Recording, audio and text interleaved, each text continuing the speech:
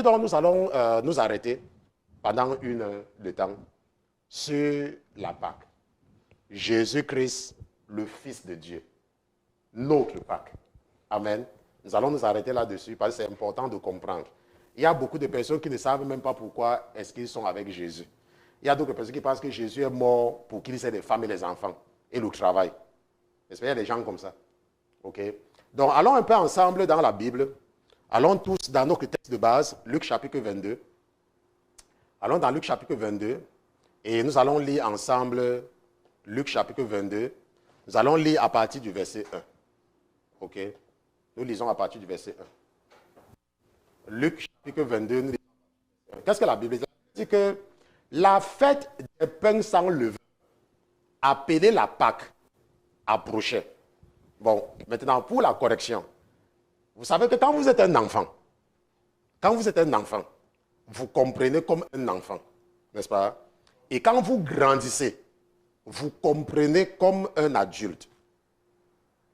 Et c'est une chose que j'expliquais à une personne en semaine, que le Seigneur a utilisé un de mes enfants pour m'enseigner quelque chose. Vous savez que mes enfants ne mangent pas dans la voiture. Parce que c'est une formule, c'est une loi. La raison est simple, non? Quand tu demandes aux enfants de manger dans la voiture, c'est pour quelle raison? Et c'est que la nourriture est mauvaise. Si tu interdis aux enfants, même les plus petits, hein, même les petits que vous voyez, même le plus petit que vous voyez là, ils savent déjà que si même je les amène quelque part, les enfants, quand on achète, on ne mange pas dans la voiture. Chacun va arrêter sa nourriture et aller manger à la maison. La raison est simple, non? Vous connaissez pourquoi? C'est pour qu'ils ne salissent pas la voiture. Ce n'est pas que la nourriture c'est un poison, c'est que la voiture doit être propre. Et quand ils mangent dans la voiture, ils jettent la nourriture partout quand ce sont les enfants. Maintenant, regardez donc ce qui s'est passé. C'est que le Seigneur m'a enseigné. J'étais avec les plus grands en semaine, il y a de cela 2 jours. Et je les ai amenés dans un restaurant, ils ont acheté à manger. Et tellement j'étais en train de traîner, que l'autre, son ventre a dit que tu sais quoi, je ne peux pas attendre. Moi, je vais seulement manger. Il a donc ouvert sa nourriture dans la voiture et il a commencé à manger. Et son grand frère lui a dit que papa a dit qu'on ne doit pas manger dans la voiture. On garde la nourriture là. Parce que c'est ce que papa nous a toujours dit, qu'on ne mange pas dans la voiture. Écoutez bien, il sait que, comme je vous dis là, même les plus petits, ils savent. Hein. Maintenant, le plus petit, vous savez que nous, on ne montre pas nos enfants ici là. Nos enfants, on ne montre pas les enfants à la télé. Ça, ce n'est pas bien. Parce que l'ennemi peut prendre leurs photos. C'est pour ça qu'on ne montre pas les enfants. Un jour, un des plus petits, les plus petits, il y a un là, il n'a que si c'est 5 ans. Il est entré dans la voiture un jour. Il dit que non, la voiture c'est sale. Ce n'est pas comme la voiture 2. Est-ce que vous comprenez? Ils savent. Donc, depuis l'âge de 5 ans là, 6 ans là, ils savent que papa a dit qu'on ne mange pas dans la voiture. Mais ce n'est pas parce que la nourriture est mauvaise. Maintenant, celui-là maintenant, il a maintenant 13 ans ou 12 ans. Il dit maintenant à son frère que oui, c'est vrai.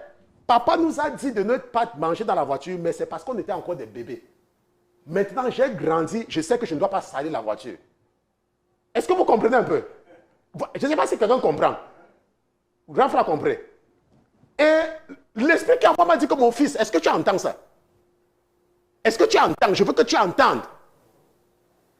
Et j'ai compris qu'il y a des choses que Dieu nous demande de ne pas faire. Seulement parce que nous ne comprenons pas encore. Mais il y a un temps où on peut faire. Et ça ne va pas, ça n'aura aucun impact. Est-ce que vous comprenez? Ça n'aura aucun impact. On peut faire. Il y a des choses que Dieu demande à ses enfants de ne pas faire seulement pour les protéger. Parce qu'il sait que si tu fais, ça va te nuire. À cause de ton niveau. Il te dit donc, ne fais pas. Mais vous allez voir qu'il y a les retardés spirituels. Il y a des gens qui sont spirituellement retardés. Ils vont seulement commencer à vous citer les versets bibliques à tort et à travers. Sans tenir compte que non, celui-ci c'est un enfant, celui-ci c'est une grande personne. On se comprend. La Bible dit que non. Regardez ce que la Bible dit en anglais. Seulement pour vous aider à comprendre que la partie d'en haut là n'est pas aussi correcte en français. En anglais, dit now, the feast of unleavened bread drew near. La fête de pain sans levain approchait. Which is called Passover. N'est-ce pas? En français, on dit la fête des sans levain, de la fête des pains sans levain appelée la Pâque. Maintenant, il faut comprendre que la Pâque, c'est le premier jour d'une semaine. La Bible dit que le lendemain de la Pâque, la fête commence. Nous allons voir ça tout à l'heure.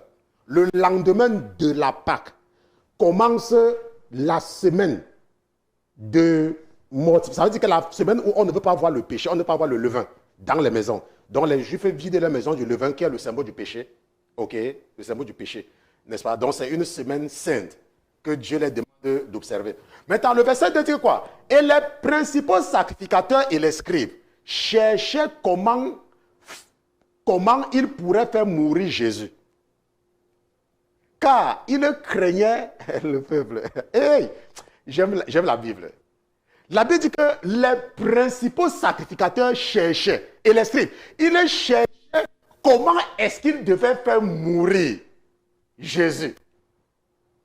Ils cherchaient. Maintenant, or, Satan entra dans Judas, surnommé l'Iscariote, qui était au nombre des 12.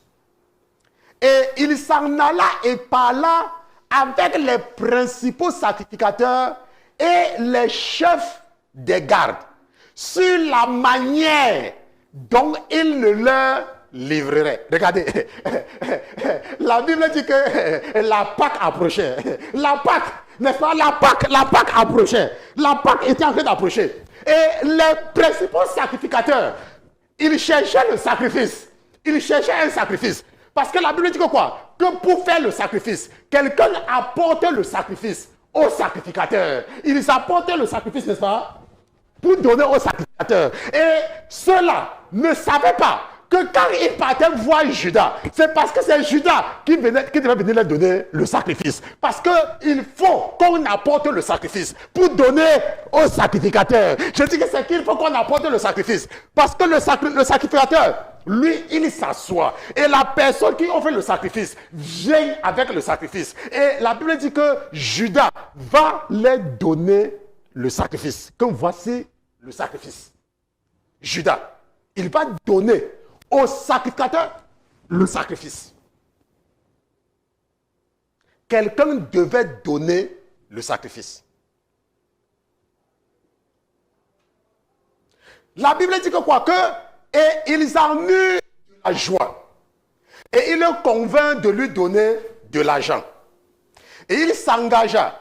Et il cherchait une occasion propice de le leur livrer sans tumulte. Vous croyez que les plans qu'ils avaient fait là, c'était depuis, non? Mais est-ce qu'ils savaient que ça devait coïncider avec la Pâque? Ils ne savaient pas. Ils n'avaient aucune idée. Ils ne savaient pas que Dieu avait mis son plan. Parce que ça devait tomber pendant la fête des pains sans levain, où on offre le sacrifice. Ils ne savaient pas. Ils n'avaient aucune idée. Et ils agissaient seulement. La Bible dit que quoi? Que cependant, le jour des pains sans levain arriva, dans lequel il fallait immoler la Pâque. Et ils cherchaient le sacrifice. Jusqu'à aller voir quelqu'un, faire les plans avec quelqu'un, pour que la personne les apporte le sacrifice. Parce que le sacrificateur, ce n'est pas lui qui apporte le sacrifice. On vient présenter le sacrifice au sacrificateur. Et Jésus envoya Pierre et Jean en disant, allez nous préparer la Pâque afin que nous la mangions. Rappelez-vous. Et nous allons revenir là-dessus tout à l'heure pour que vous compreniez la différence. Il lui dit, où veux-tu que nous la préparions? Et il a dit, lorsque vous entrez dans la ville, vous rencontrerez un homme portant une cruche d'eau. Nous partons jusqu'au verset 14.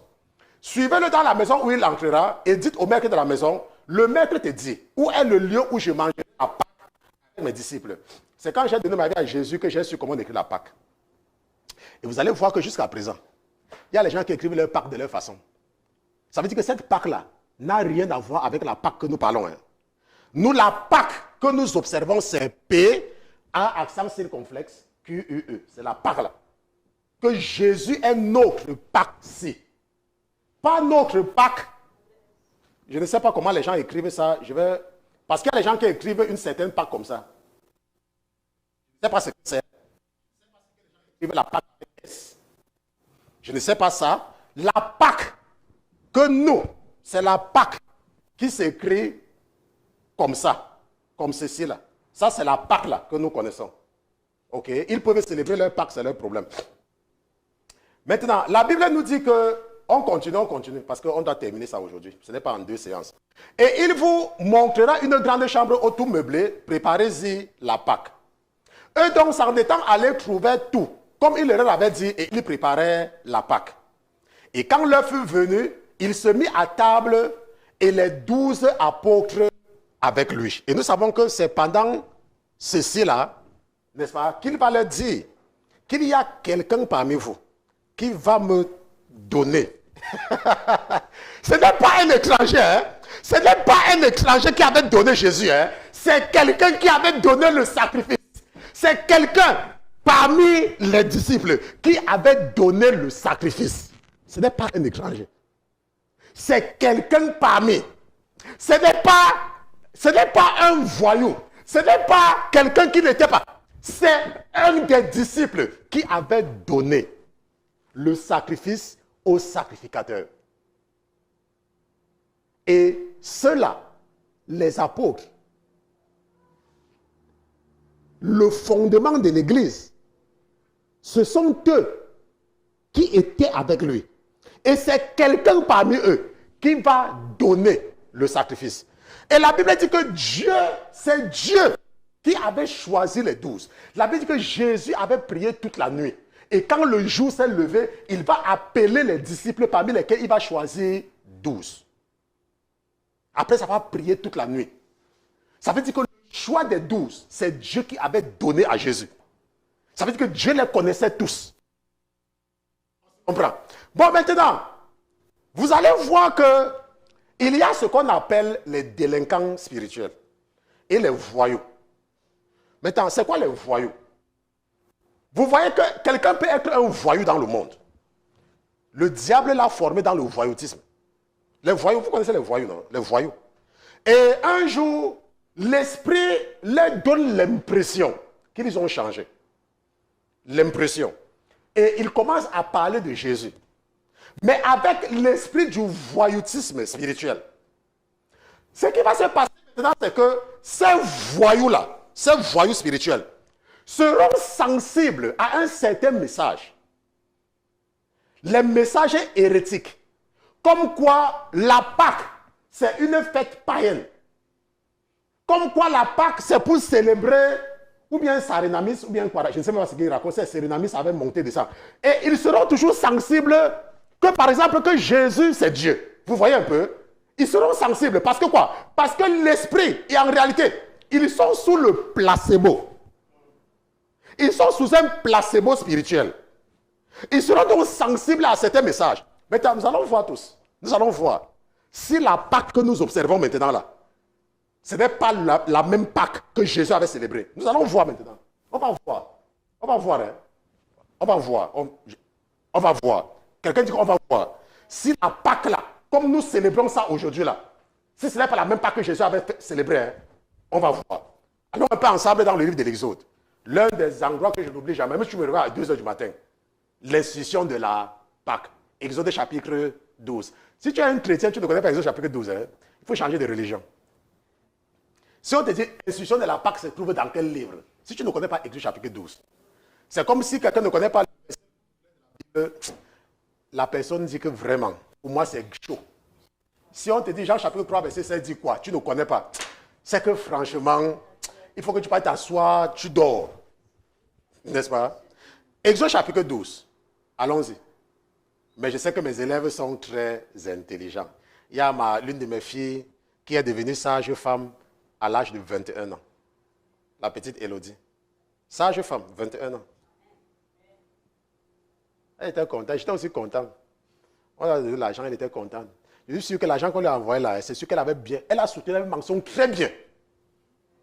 Très bien. C'est sûr que l'argent là a même fait que elle a même bûché le jour. Elle est devenue sage femme à 21 ans. Et l'autre de ma fille a soutenu son doctorat, ça doit être la semaine dernière, à 26 ans. N'est-ce pas? La sœur Prudence. du côté de la France. Élodie, c'est du côté du Cameroun. Et je peux vous donner des exemples comme ça, là. Parmi mes enfants, n'est-ce pas? Ils sont nombreux parmi mes enfants. C'est pour ça, parfois, quand je vous dis que je connais ce que Dieu m'a donné. Moi, je les connais. Mais vous allez voir les gens qui vont venir forcer. On les appelle la mixte multitude. Ce sont eux qui poussent les enfants de Dieu à pécher. La mixte, là, n'est-ce pas? Ils viennent, ils se forcent. Ils forcent, ils viennent forcer. Que moi aussi, je suis dedans. Exode chapitre 12. L'instruction de la Pâque. Nous lisons à partir du verset 1. Et vous allez voir que nous sommes en train de... La période-ci, c'est exactement la même période que Jésus. Vous allez comprendre. Maintenant, et quand... Non, c'est pas là-bas. Maintenant, or, l'Éternel parla à Moïse et à Aaron au pays d'Égypte en disant, ce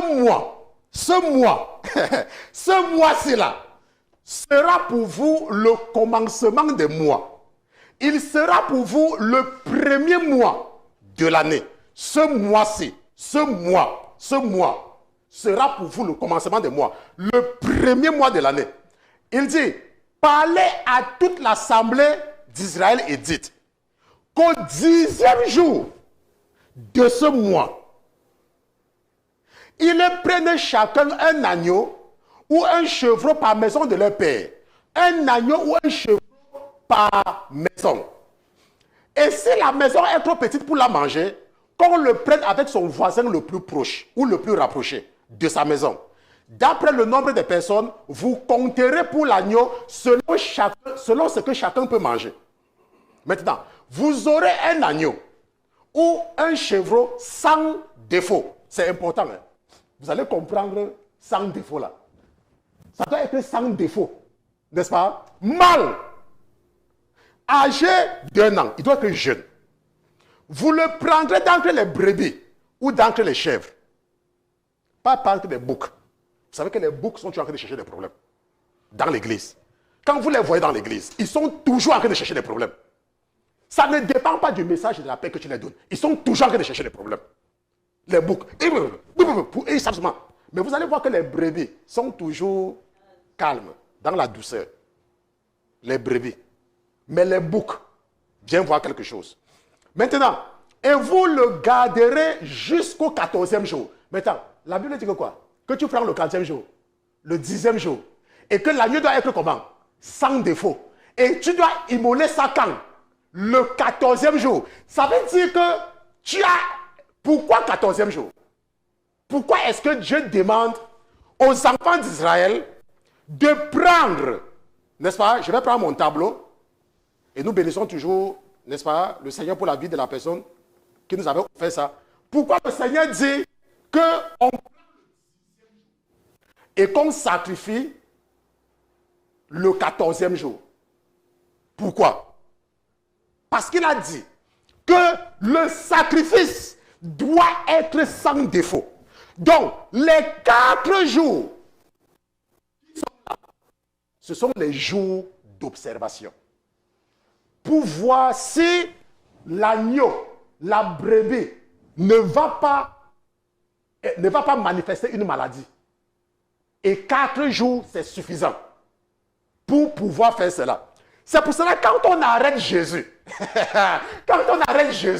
on l'amène devant Pilate. Pilate regarde. Il dit que moi, je ne vois rien sur celui-ci. Je lave mes mains. On prend Jésus. On amène devant Jésus pas devant le Sanhédrin. Même les sacrificateurs ont examiné Jésus. Ils ne trouvaient rien pour pouvoir le tuer. Ils ont dit que non, nous on ne trouvait rien. On va l'envoyer vers Pilate, un étranger. Peut-être que Pilate, lui, va bien examiner. Peut-être que nous, on n'examine pas très bien Jésus. Ils vont amener Jésus devant Pilate. Pilate va regarder. Il va dire que moi-même, je ne suis en train de rien voir. Peut-être que Hérode peut voir quelque chose sur Jésus. On va envoyer Jésus là-bas. On dit que Hérode, toi aussi, regarde un peu celui-ci. Regarde-nous l'agneau. Est-ce que l'agneau est sans défaut? Regardez très bien. Lui aussi va rester. Il ne va voir aucun défaut. On va amener Jésus partout pour qu'on l'examine, pour voir s'il y a quelque chose. Pilate a pris l'eau. Il a dit que je n'ai rien vu. L'autre a dit que lui aussi, il ne voit rien. Que pardon, rentrez avec ça chez Pilate, parce que moi je ne vois rien. Pourquoi? Parce que l'agneau devait être sans défaut. Et le temps qu'on arrête Jésus, tout ce temps-là, si vous regardez le 10e jour, le 14e jour, le temps-là, c'était pour l'examiner. La Bible dit qu'il sera examiné devant le Sanhédrin. Même eux là ne vont rien trouver. À la fin, qu'est-ce qu'ils vont faire? Ils vont dire que, ok, fika. Apportez-nous Barnabas, il s'appelait quoi? Barnabas, le voleur. Et Jésus faisant le tirage au sort. Puisque même eux, même les sacrificateurs n'avaient rien vu. L'agneau était sans défaut. L'agneau était sans défaut.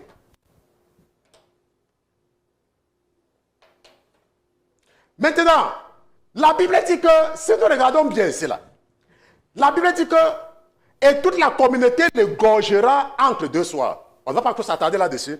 Et ils le prendront de son sang. Nous partons jusqu'au verset 14. Et ils le mettront sur les deux poteaux, sur le linteau de la porte des maisons où ils le mangeront. Et cette nuit-là, ils en mangeront la chair rôtie au feu. Ils la mangeront avec des pains sans levain et des herbes amères. N'en mangez rien à demi-cuit, ni qui a été bouilli dans l'eau, mais qu'il soit rôti au feu. Sa tête ainsi que ses jambes et ses entrailles, ça doit être le feu. Laisse-moi te dire, il y a les gens qui sont sur la terre. Vous savez comment il y a les gens qui espèrent aller au paradis, non? Il est sur la terre. Il a sa femme, il a ses enfants. Viens lui dire de faire quelque chose. Il dit que non, moi, n'est pas moi le problème. Il part à l'église, s'assoit, il ne fait rien. Il part à l'église, il s'assoit. Il dit que moi, je n'aime pas moi les problèmes avec les gens. Je ne vais moi rien faire. Parce que la Bible a dit qu'on ne vole pas. Je ne vais pas moi voler. La Bible dit qu'il faut mentir, je ne manque pas moi. La Bible a dit qu'il faut faire ça, je ne fais pas moi. Moi, je vais partir au paradis. Tu pars où? Tu vas partir au paradis. Sans rien faire. Donc tu vas vivre à l'aise. Tu n'auras aucun problème. Pendant qu'il y a les gens qui ont... Pendant qu'il y a les gens qui souffrent, tu ne peux pas passer par le feu. Jésus est passé par le feu. Toi, tu ne peux pas passer par le feu. Mais tu vas partir. Jésus est mort pour que tu aies des enfants, un bon mari et une bonne femme. Après ça, quand tu vas finir, tu vas partir au paradis encore. Et tu vas encore aller bien vivre là-bas. Les gens m'amusent.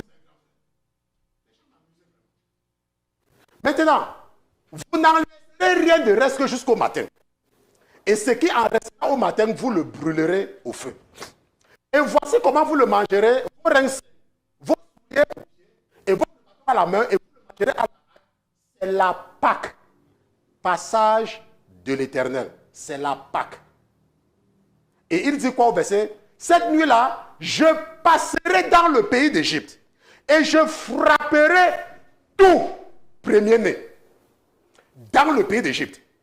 Depuis les hommes jusqu'aux bêtes, j'exercerai des jugements sur tous les dieux de l'Égypte. Le 10e fléau concerne tout le monde. Dieu ne dit pas que je vais passer tuer les premiers-nés des Égyptiens. Il ne dit pas ça. Il dit que je vais tuer tout premier-né en Égypte. C'est ce qui est écrit dans la Bible. Est-ce que la Bible a dit qu'il va seulement tuer les premiers-nés des Égyptiens? Ce n'est pas ce qu'il a dit. Il dit qu'il va tuer tout premier-né dans le pays d'Égypte, même parmi les enfants d'Israël. Il va aussi frapper. La mort, la Bible dit que la mort a été répandue sur tous. Car tous ont péché. Il dit qu'il va passer et il va frapper tout le monde. C'est écrit ici. Je vais frapper tous les premiers-nés. Mais vous, si vous voulez être épargné, je dois voir le sang. Je dois voir le sang. Quand je vais voir le sang, je vais passer. Si je ne vois pas le sang, je vais frapper. Si je ne vois pas le sang, je vais frapper. Donc si tu n'acceptes pas Jésus, on te parle de Jésus. Tu dis que, allez pour que Jésus là, laisse-moi te dire, quand la mort va venir, ça va te frapper. Il dit, c'est si je vois le sang que je vais passer. Il n'a pas dit que les enfants seraient épargnés. Hein? Il n'a pas dit ça. Il a dit qu'il va frapper tout le monde. Seulement là où il va voir le sang qu'il va passer. Parce qu'il y a les gens qui n'ont pas la compréhension de ce passage. Oh, Dieu va tuer les premiers-nés des Égyptiens seulement. Non, il n'a pas dit ça. Il a dit qu'il va frapper tout au pays d'Égypte. Tout le monde. Mais vous, pour ceux qui vont écouter Moïse, Je peux vous garantir qu'il y a les Juifs, certains, les enfants d'Israël, pas les Juifs, parce que le judaïsme n'était pas encore né en ce moment-là. Il y a certains enfants d'Israël qui n'avaient pas observé le commandement. C'est comme il y a certains chrétiens qui n'observent pas, qui ne comprennent pas le sang de Jésus. Le sang qui fait passer la mort. Le sang qui protège à l'entrée de la porte. La porte de quoi? De la maison. Quelle est notre... La Bible dit quoi? Que nous sommes le corps, le temple. Nous sommes une maison. Là où le Saint-Esprit habite. Et le sang de Jésus, c'est ça qui nous protège. La mort passe. C'est pour ça que quand tu vois quelqu'un en Jésus, la maladie, il ne connaît pas. Les problèmes, il ne connaît pas. Je dis les vrais chrétiens. Je ne parle pas des hypocrites. Je ne parle pas de ceux qui viennent dans l'église. Je parle des chrétiens. Voilà. Parce que quand je parle souvent, parfois, quelqu'un peut dire qu'il parle à l'église. J'ai parlé des gens qui partent à l'église. J'ai parlé des chrétiens. Voilà. Voilà. Maintenant, je suis l'Éternel. Et le verset là dit que « Et le sang vous servira de signe sur les maisons où vous serez. Je verrai le sang. » Il n'a pas dit que je ne vais pas entrer chez vous. Il n'a pas dit que je ne vais pas frapper. Il dit que si je vois le sang, je vais passer par-dessus. Il n'y aura point parmi vous de plaie de destruction. Lorsque je frapperai le pays, pas lorsque je frapperai les Égyptiens, lorsque je frapperai le pays d'Égypte. Et ce jour-là, vous sera en mémorial. Et vous le célébrerez comme une fête à l'Éternel d'âge en âge. Vous le célébrerez comme une ordonnance perpétuelle. Vous le célébrerez. Maintenant, quand ils arrivent dans le désert, le judaïsme naît. Parce que le judaïsme, ce sont les Juifs, ce sont les enfants d'Israël qui observent les lois que Dieu leur a données par Moïse. Ce sont eux qu'on appelle les Juifs. Mais les autres, ce sont les enfants d'Israël. Ce ne sont pas tous les enfants d'Israël qui sont des Juifs. Les Juifs, ce sont ceux qui, c'est comme nous sommes les chrétiens. Nous sommes les gentils qui avons accepté Jésus et on nous appelle des chrétiens. Mais il y a des gentils qui n'ont pas accepté Jésus, on les appelle les païens. Donc, parmi les enfants d'Abraham, les Hébreux, il y a des Juifs. OK? Et nous sommes des chrétiens. Et maintenant, les Juifs observent cette année 2022. Tu passes sur Internet. OK? Pas sur Internet. La fête de la Pâque, c'est ce qu'ils appellent le Pessah, Passover, a commencé. J'efface. Ça a commencé quand? Ça a commencé le vendredi. Va sur Internet. Hein. Le vendredi 15 avril le soir. 15 avril. Et ça va partir jusqu'à... Et ils vont partir jusqu'à à la tombée de la nuit de samedi 23 avril. Donc jusqu'à la nuit du 23 avril. Nous sommes le 30e. Nous sommes le 17, n'est-ce pas? Ça veut dire que nous sommes dans quoi? Selon ce que la Bible dit. Nous sommes dans la semaine de la fête des pains sans levain.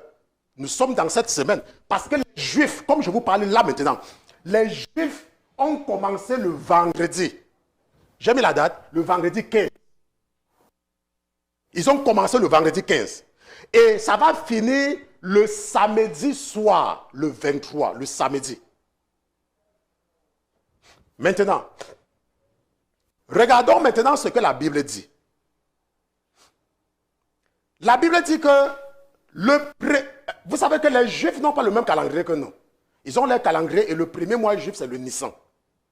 N'est-ce pas, le Nissan? C'est comme ça leur premier mois. Et le Nissan, ça tombe fin mars, début avril. C'est là-bas. Donc, c'est leur premier mois. Le mois d'avril, on dit soit le mois d'avril. C'est le premier mois juif. Et si vous faites des recherches, va sur Google, tu tapes. Parce qu'il y a des gens parfois qui vont dire, oh, je ne sais pas la Pâque. La Pâque, c'est une fête païenne. C'est une fête païenne. C'était la déesse, si c'est Samiramis, ou bien si c'est quoi. Qu'est-ce que tu connais? Qu'est-ce que tu connais? Retardé spirituel, qu'est-ce que tu connais? Tu connais même quoi? Les gens les connaissent même quoi? La Bible a dit que vous observez cela d'âge en âge. Et les Juifs sont en train. La raison pour laquelle nous, les chrétiens, nous ne célébrons pas la Pâque. Nous ne faisons pas ça parce que Dieu a dit qu'on fasse. Parce que nous là, on prend ça, on s'assoit sur ça et on dort. Nous, on n'observe pas ça. Nous, quand on revient sur la Pâque, c'est pour nous rappeler de ce que Jésus a fait. C'est tout. Nous, ce n'est pas que, on n'a pas dit que nous devons, on ne fête pas ça. C'est que nous, on s'arrête. On n'est pas obligé. Pourquoi? Parce que Dieu ne nous regarde pas selon ses ordonnances qu'il les avait données. Mais Dieu les a imposé cela pour nous aider. Comme par exemple maintenant là, nous sommes en train de voir que c'est la même période. Samiramis vient chercher quoi sur ça? Samiramis est venu chercher quoi sur ça? Va sur Internet, tu vas voir. Va appeler un jour, tu lui demandes s'ils sont en train de fêter maintenant. Si ce n'est pas la fête des pains sans levain. C'est la même période. Et c'est exactement la même période que Jésus avait été sacrifié. Ce n'est peut-être pas le même jour, mais c'est la même période. Maintenant, voici les fêtes que Dieu a ordonnées. Lévitique chapitre 23. Lévitique chapitre 23 dit quoi? Nous allons partir là-bas ensemble. Lévitique, le premier livre de la loi, chapitre 23, dit à partir du verset 1. Nous allons le verset 1, nous allons sauter, nous allons partir lire ce qui nous intéresse. L'Éternel parla aussi à Moïse en disant, parle aux enfants d'Israël et dis-leur, les fêtes de l'Éternel que vous publierez comme des saintes convocations, ce sont là mes fêtes. Rappelez-vous que nous, les chrétiens, nous, ça ne nous concerne pas. Ça ne nous concerne pas, ces fêtes-là. C'est pour les juifs. Ça ne nous concerne pas. Et la Bible dit que personne ne doit nous condamner par rapport à une fête. Ça ne nous concerne pas. Mais pourquoi est-ce que nous faisons ça? C'est pas ça nous aide. Ça nous aide dans notre foi. Ça nous a permis de savoir pourquoi est-ce que nous faisons ce que nous faisons et ce que Jésus représente pour Dieu. Maintenant, allons descendons au verset 4. L'autre ne nous intéresse pas beaucoup. Voici les fêtes de l'Éternel, les 5 convocations que vous publierez en leur temps fixé. Le premier mois, le 14e jour du mois, entre les deux soirs, sera quoi? La Pâque de l'Éternel. N'est-ce pas? Le premier soir, ça sera la Pâque. Maintenant, est-ce que vous savez que quand vous êtes en Afrique, je vous assure, demandez aux Africains. Bon, ne demandez pas au frère Enoch, parce que le frère Enoch m'a déjà écouté plusieurs fois et ça fait quand même quelques mois qu'il est en Amérique. Ok? Moi, j'ai su, quand on est en Afrique, quel est le premier jour de la semaine? En Afrique. C'est lundi, n'est-ce pas? Oui, les Africains savent que lundi, c'est le premier jour de la semaine. Alors que ce n'est pas vrai, alors que c'est faux. Le premier jour de la semaine, quand vous regardez les calendriers, c'est le dimanche. Maintenant, si tu regardes que le premier jour de la semaine, c'est lundi, on va te tromper et tu ne vas pas comprendre que Jésus a fait 3 jours et 3 nuits dans la tombe. Parce qu'en faisant les calculs, ça ne va pas donner. Ça ne va pas donner. C'est pour cela qu'il y a beaucoup de personnes qu'on attrape comme ça. Pourquoi? Parce qu'ils sont dans un système retardé. Et c'est Dieu, c'est la volonté de Dieu pour nous montrer qu'il y a des retardés. Comme je vous ai dit qu'en Afrique. En Afrique, je vous assure, dans le cursus scolaire, il y a calcul mental. Ah, pas 2022. Il y a encore calcul mental dans le cursus scolaire. En Afrique, dans pratiquement tous les pays africains. Ça sert à quoi, calcul mental? L'enfant fait quoi avec calcul mental? Hein? L'enfant fait quoi avec calcul mental? Ça ne va jamais lui servir à quelque chose. Je veux calculer, je veux acheter mon billet d'avion. Je pars, on me dit que je vais dépenser tel. Je prends ma calculatrice. Dans mon téléphone, tous les enfants ont le téléphone maintenant. Je tape là, c'est 78 plus 58 égale, en un temps. Toi, tu vas passer le temps à aller faire 78, c'est 78. Comment on a fait 78 plus 58? Je fais 8 plus 8, 16. Je fais 16, je retiens 1. Après 7 plus... Qui fait encore ça? Il y a les calculatrices. Maintenant, à l'époque, c'est comme à l'époque. C'est comme il y avait toujours les retardés avec le changement d'heure. Vous savez pourquoi on changeait l'heure avant? Parce qu'il n'y avait pas, les gens utilisaient les lampes. Il n'y avait pas les lumières publiques. Et comme l'hiver était trop long, on voulait que la nuit soit... C'est pour ça que les gens disaient que, ok, changeons un peu l'heure pour que la nuit ne tombe pas vite. Mais il y a certains qui ont compris que ça sont des conneries. Mettez la lumière partout. Mettez à tout. Pourquoi on change encore d'heure? Oh, à un moment donné, on dit que l'heure a augmenté 1 heure. Après, l'heure a descendu. C'est pour ça que le Congrès va annuler ça. Parce que les gens comprennent. Pourquoi? Parce qu'il y a des retardés. Tu vas taper un enfant. Je peux vous assurer qu'il y a les maisons en Afrique où on arrête de taper les enfants parce qu'ils ne connaissent pas la table multiplication par 3. Tu tapes l'enfant parce que l'enfant ne connaît pas 3 par 3, 9. Quelque chose qui ne va jamais lui servir à quelque chose. OK? Bon, maintenant, ce que la Bible dit, c'est que quoi? Que le 14e jour du mois, entre les deux soirs, sera la Pâque. Et nous venons de comprendre que nous sommes dans la même période que les Juifs. Et le 15e jour de ce mois sera la fête des pains sans levain. Vous comprenez maintenant? Le 14e jour, c'est la Pâque. Et le 15e jour commence la fête des pains sans levain. Vous comprenez maintenant la différence? La Pâque et la fête des pains sans levain, c'est deux fêtes. Mais chacune de ces fêtes-là est une sainte convocation. C'est pour cela que quand Jésus, on ne pouvait pas laisser Jésus sur la croix. Pourquoi? Parce que c'était la veille d'une fête. C'était la veille d'une fête. Puisque la semaine était passée et il devait entrer dans une fête. Qui était pourquoi? La fête des pains sans levain. Et pour eux, les Juifs, je vais vous aider à comprendre cela. Le sabbat juif, ce n'est pas samedi. Ça ne commence pas samedi. Pour les gens qui ne comprennent pas. Le sabbat, le 7e jour de la semaine, c'est samedi. Mais comment est-ce que les Juifs comptaient la journée? Les Juifs ne comptent pas la journée comme nous. Les Juifs comptent la journée comme la Bible. Et qu'est-ce que la Bible dit? Et nous allons partir dans la Bible, Genèse chapitre 1, à partir du verset 3. N'est-ce pas? Regardons à partir du verset 3. Et Dieu dit que la lumière soit, et la lumière fut. Et Dieu vit que la lumière était bonne. Dieu sépara la lumière des ténèbres, n'est-ce pas? Et qu'est-ce que le verset 5 dit? Il dit, et il y eut un soir. Et il y eut un matin. Et ce fut quoi? Le premier jour. Donc, les Juifs comptent leur journée comme la Bible. Le samedi commence vendredi soir jusqu'à samedi matin. C'est comme ça qu'ils comptent la journée. Donc, le sabbat juif commence le vendredi soir. Et la Bible dit qu'on ne pouvait pas laisser mourir Jésus parce que c'était la veille du sabbat. Donc, c'était un jeudi. On ne pouvait pas entrer dans le vendredi avec lui. Puisqu'ils ne peuvent pas. On ne peut pas. Il fallait donc qu'on achève les gens qu'on avait. On les avait donc achever le jeudi. Et c'est jeudi que Jésus va mourir. Si tu lis ta Bible. Donc, quand Jésus meurt jeudi, pour ceux qui savent faire les calculs, Jésus meurt un jeudi. Jeudi, dans la nuit. Ça fait combien de nuits? Jeudi, là, il meurt jeudi. Dans la nuit de jeudi, ça fait combien de nuits? C'est ça. Regardons les nuits. Jeudi nuit, une nuit. Vendredi nuit, 2 nuits. Samedi nuit, 3 nuits. N'est-ce pas? Maintenant, comptons les jours. Les jours qu'il a passés. Jours. Maintenant, pour les jours, jeudi n'est pas le jour parce que c'est la nuit. Donc, le premier jour, c'est quand? Vendredi. Premier jour. Le deuxième jour, c'est quand? Samedi. Et le troisième jour, c'est quand? Dimanche, il ressuscite. Et Jésus a dit qu'il va passer combien de jours et combien de nuits dans la tombe? 3 jours et 3 nuits. Mais si tu es un Africain, tu ne pourras jamais faire ces calculs. Parce que toi, ton dimanche, ton premier jour de la semaine, c'est lundi. Donc Jésus passe 3 jours et 3 nuits dans la tombe. On se comprend? 3 jours et 3 nuits. C'est ça que je voulais vous montrer ça pour aider certaines personnes qui ne comprennent pas certaines choses. Bon, maintenant, je vous ai dit que je n'ai pas envie de revenir là-dessus la prochaine fois.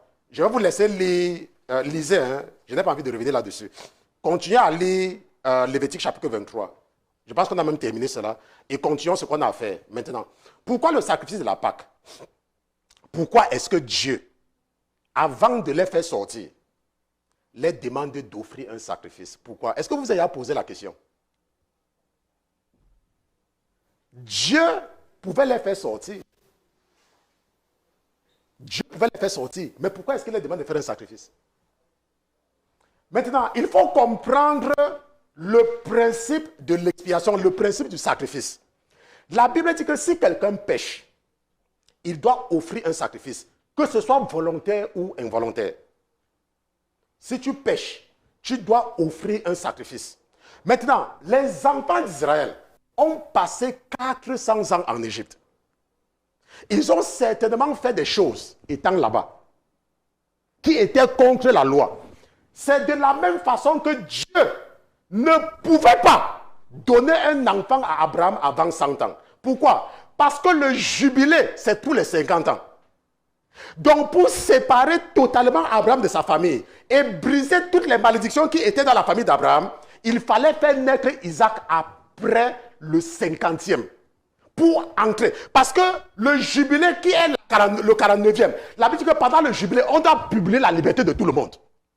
N'est-ce pas? Or, si Isaac naissait avant le jubilé, Isaac pouvait encore être sous l'emprise des autels de la famille de son père. Donc ici, là, Dieu s'arrange afin que chaque enfant d'Israël offre un sacrifice pour sa liberté.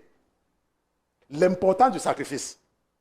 Et maintenant, au même moment, il venge les garçons qu'on tuait. Vous vous rappelez que quand une femme a accouché, on tuait, n'est-ce pas? Il dit, ok, vous avez tué mes enfants, n'est-ce pas? Je vais également tuer vos enfants. Mais pour les enfants d'Israël, c'était leur sacrifice pour expier les péchés. Pour que quand ils vont sortir de l'Égypte, qu'il n'y ait pas quelque chose qu'on aura conclu. Mais ce n'était pas tout. Quand ils donnent le sacrifice, Dieu dit à Moïse, non, non, non, non, non, non, non, ce n'est pas par là-bas que vous allez passer. Ne passez pas par là-bas. Vous allez passer par la mer. Vous allez passer par là. Pourquoi? Parce qu'il veut les baptiser. C'est important et c'est impératif quand tu viens à Jésus de te faire baptiser. Donc la Bible dit qu'ils ont tous été baptisés par la mer Rouge. Mais il y a des chrétiens. Tu es venu à Jésus quand? Oh, pasteur, je suis venu à Jésus, je ne sais pas qui va me baptiser. Et quand tu as les rêves toujours où le chien est en train de te poursuivre, tu appelles le pasteur. Si tu n'es pas baptisé, ça veut dire que sur le plan spirituel, tu es apatride. Tu es apatride. C'est toi qui sais que tu as abandonné le monde. Mais on ne te reconnaît pas comme un fils ou une fille du royaume. On ne te connaît pas encore. Tu dois te faire baptiser. Le baptême n'est pas une option. Je n'ai pas parlé de verser les gouttes d'eau sur la tête. Je n'ai pas dit qu'on verse les gouttes d'eau sur ta tête. J'ai dit te faire baptiser. Ok? Et le baptême, ce n'est pas verser les gouttes d'eau sur la tête. Ok? Maintenant, ce qu'il faut comprendre, c'est que les Juifs, eux, ils offrent le sang des animaux. Et le sang des animaux, pourquoi est-ce qu'ils doivent le faire tout le temps? Pourquoi est-ce que Dieu leur dit dans Exode chapitre 12 que vous allez faire ça d'âge en âge? Maintenant, si c'est que ça pouvait, si c'était utile, il ne devait pas être tout le temps en train d'offrir le sang des animaux. C'est parce que le sang des animaux, ça ne peut pas faire quelque chose. Dieu les a imposé quelque chose pour nous aider, nous, à comprendre l'importance du sang de Jésus. Ok? Et c'est là que nous allons terminer dans Hébreux chapitre 10. Je vais laisser beaucoup de choses, parce que si je dois partir dans tout ceci que j'ai préparé, on ne va pas aller dans Hébreux chapitre 10. On va terminer une fois, parce que la semaine prochaine, nous allons commencer avec une nouvelle série. Hébreux chapitre 10. Oh, Hébreux, oh, j'aime Hébreux. Oh, Hébreux. Si tu me réveilles la nuit, tu me dis Hébreux. Oh, je vais commencer à danser. Hébreux chapitre 10, à partir du verset 1. Maintenant, qu'est-ce que la Bible dit? Or, la loi ayant l'ombre des biens à venir. Est-ce qu'on comprend? La Bible dit que la loi, c'est l'ombre des biens à venir. Non l'image même des choses. La loi, c'est l'ombre. Ne peut jamais, par les mêmes sacrifices qu'on offre continuellement chaque année, rendre parfait ceux qui s'approchent de ces sacrifices. Vous comprenez ce que ça veut dire? Parce qu'il y a les gens qui s'accrochent sur la loi. Il y a des gens, même moi-même, j'étais sur ça, même moi-même. Jusqu'à ce que le Seigneur commence à me montrer certaines choses, moi-même. Moi-même, c'est le genre parmi les gens qui croient que si tu ne fais pas ceci, tu vas partir au paradis. Tu vas partir au paradis là. Laisse-moi te dire, le salut, c'est la grâce. Puisque Dieu nous a prouvé que personne n'a pu respecter la loi. Personne, il n'y en a personne. Donc si toi tu accroches sur la loi, c'est ton problème, tu ne vas pas y arriver. Parce que tu vas toujours... La raison pour laquelle Dieu ne veut pas que nous appuyions sur la loi, parce que quand tu t'appuies sur la loi, tu méprises Jésus. Tu ne comprends pas l'importance de Jésus. Tu te dis que non, c'est parce que je fais ça que je mérite. Alors que Dieu veut que tu t'appuies sur Jésus. Maintenant, la Bible dit que, nous avons vu, n'est-ce pas, que la loi, ce n'est pas la substance, ce n'est que l'ombre. Où est mon ombre? Où est mon ombre? Il n'y a même pas. Maintenant, voici l'ombre de celui-ci au mur. C'est lui, ce n'est pas lui. Lui, c'est ici, voilà son ombre. La Bible dit que la loi, c'est l'ombre. C'est l'ombre. Et la Bible dit que ces sacrifices-là ne peuvent jamais, jamais. Maintenant, autrement, on aurait cessé de les offrir. Puisque ceux qui faisaient ce service, une fois purifiés, n'auraient plus conscience de leurs péchés. C'est pour ça qu'ils offrent les sacrifices chaque fois. Parce que la présence, le rappel du péché est là. Il y a une personne qui me demande souvent que, mais pasteur, vous là, c'est comme si rien ne vous dérange. Attends, pourquoi ça peut me déranger? J'ai Jésus. Jésus est en moi. Attends, vous croyez que... Parce que moi, si j'entre dans une maison, il y a un problème dans une maison.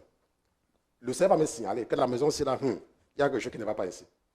Si un problème doit arriver, et je pense qu'avant, il y a une personne particulière qui savait, mais cette semaine, vous avez pu voir, j'ai intervenu pour la première fois dans le forum des intercesseurs, n'est-ce pas? Pour la première fois, je n'interviens jamais là-bas. Quand on a dit que la maman de Nadia avait fait une crise, j'ai intervenu et je vous ai demandé un peu pourquoi. Parce que je savais qu'il y avait un problème. Maintenant, vous croyez que si Dieu, le Dieu que je sais, me signale à chaque fois qu'il y a un problème, et que je suis en train de faire ce qui n'est pas bien, il ne peut pas me dire, vous croyez qu'il est méchant? Il ne faut pas prêter vos mauvaises intentions à Dieu. Donc, quand il y a un danger, il me dit. Et je suis en train de faire ce qui n'est pas bien, il ne me dit pas. C'est parce que ce n'est pas votre Père. Verset 3. Maintenant, dans ces sacrifices, on rappelle chaque année le souvenir des péchés. Dans ces sacrifices. Car il est impossible que le sang des taureaux et des boucs ôte le péché. La Bible dit que c'est impossible. C'est pour ça qu'ils font ça chaque année. Maintenant, c'est pourquoi. C'est pourquoi Christ, entrant dans le monde, dit, tu n'as point voulu de sacrifice d'offrande, ni d'offrande, mais tu m'as formé un corps. Tu n'as point pris plaisir aux holocaustes, ni aux sacrifices pour le péché, mais alors j'ai dit, voici, je viens, ô Dieu, pour faire ta volonté, comme cela t'est écrit de moi, dans le rouleau du livre. Nous partons sur verset 10. Ayant dit plus haut, tu n'as point voulu de victimes, ni d'offrandes, ni d'holocaustes, ni de sacrifices pour le péché, choses qui sont offertes selon la loi, et tu n'y as point pris plaisir. Il ajoute ensuite, voici, je viens, ô Dieu, pour faire ta volonté. Qui parle? Jésus dit, je viens, ô Dieu. Maintenant, les gens vont te dire que Jésus, c'est Dieu. Dieu, c'est Jésus. Le Père, c'est le Fils. Le Fils, c'est le Père. Ça veut dire que la voiture, c'est la carcasse. La carcasse, c'est le moteur. Le moteur, c'est... Parfois, il faut sortir de vraiment stupide. Jésus, comme nous sommes en train de voir, et comme il dit ici, là, qui est le titre de notre truc, Jésus, c'est le Fils de Dieu. Et Jésus a été offert en sacrifice parfait pour expier nos péchés. Pourquoi? Parce que le sang des animaux ne pouvait pas satisfaire Dieu. Il faut toujours faire un sacrifice. Maintenant, si Jésus est le Père, ça veut dire que le Père s'est offert en sacrifice lui-même. Ça veut dire que c'est quel sacrifice ça?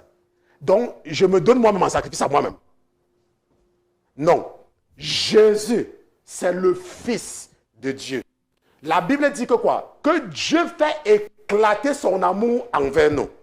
Par le fait que lorsque nous étions encore des pécheurs, Jésus est mort pour nous. Il a offert son Fils unique. Et Jésus, c'est notre Pâques. C'est Jésus qui nous libère. C'est Jésus qui nous délivre. C'est Jésus qui nous rend libres. Nous sommes libres en Jésus. C'est pour cela que quand tu as l'Esprit de Dieu en toi, tu as du respect pour tout le monde. Tu ne cherches à mettre personne sous ta domination. Tu ne cherches pas. Pourquoi? Parce que l'Esprit de Dieu est un esprit de liberté. L'Esprit de Dieu. La Bible dit que il n'est pas bon que l'homme soit seul. Je lui ferai une aide. N'est-ce pas? Je lui ferai quoi? Une aide. Je lui ferai une aide. La Bible ne dit pas que je vais lui faire une servante ou je vais lui faire une serveuse. La Bible dit que Dieu a dit qu'il n'est pas bon que l'homme soit seul. Je lui ferai une aide. Une aide. La femme est là pour aider l'homme. La femme n'est pas là pour servir. Et vous allez voir en Afrique, un homme finit de manger, il se lève carrément, il part dormir. On ramasse les assiettes, on va pas laver pour lui. Mais regardez un peu nos comportements dans les pays développés, dans les pays ici. Quand tu finis de manger, tu fais comment? Même quand tu pars à McDonald's, tu finis de manger, tu ne te débarrasses pas de ce que tu as mangé. Je dis même au reste, ici chez les Blancs, même quand tu pars même à McDonald's, ici là, tu finis de manger même dans une pizzeria, tu nettoies ta table et tu pars, tu laisses comme tu as vu. Mais viens voir les rois télé en Afrique. Les rois télé. Ce qui fait que parfois, quand un Africain est confronté à moi et il me voit, je finis de manger, moi, le pasteur, et je débarrasse ma table, je lave, il est scandalisé. Il dit que, mais pasteur, non, pasteur. Mais c'est normal. Dieu t'a donné une personne pour t'aider. Dieu ne t'a pas donné un esclave. C'est pour ça que quand tu as l'Esprit de Dieu en toi, tu as du respect pour tout le monde. N'est-ce pas? J'ai prévu certaines choses, mais nous ne pouvons pas continuer parce que je veux seulement faire ça une seule fois. Il y a encore par l'année prochaine. Donc l'année prochaine, quelqu'un va dire que pasteur, vous vous êtes arrêté quelque part l'année dernière. Pasteur, pardon, dites-nous ce que vous voulez nous dire là. Hein? Et on va faire la partie 2 en 2023. Si bien sûr l'enlèvement n'a pas lieu. Nous allons nous lever, nous allons prier. Amen. Nous allons lever, nous allons prier, nous allons nous arrêter ici. Allez.